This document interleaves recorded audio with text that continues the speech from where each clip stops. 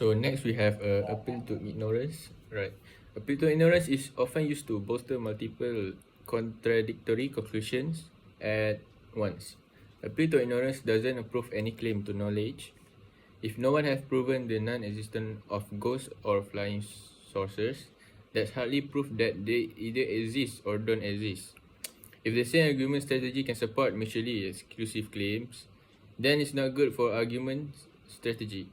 It is cheap and manipulative to allow ignorance to do most of our heavy lifting in an argument.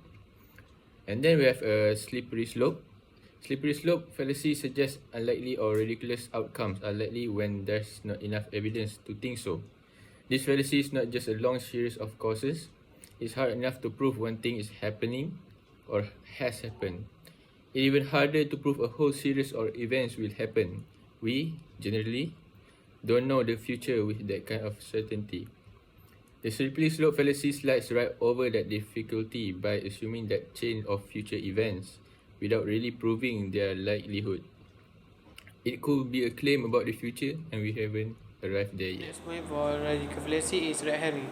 Red herring fallacy is a distraction from the argument with some sentiment that seems to be relevant but isn't really on topic.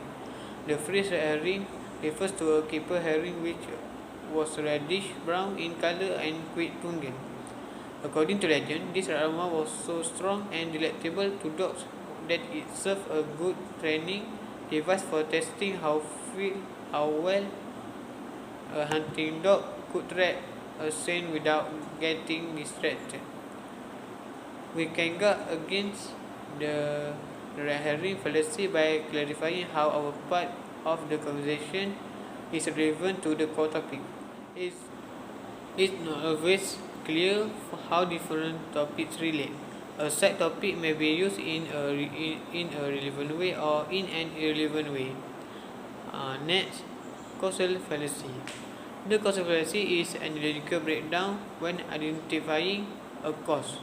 The false cause fallacy is when you conclude about a cause without enough evidence to do so. The post-hoc fallacy happens when you mistake something for the cause just because it came first. Correlation doesn't prove causation, and two things found together may not be causally related. Hi. So next we have sunk cost. Sunk cost is an economic term for any past expenses that can no longer be recovered. Psychologically, we are susceptible to this errant behavior where we crave a sense of completion. Sometimes we become too emotionally committed to an investment, burning money, wasting time, and mismanaging resources. It's more cost than benefit, so to speak, and it's not good economics.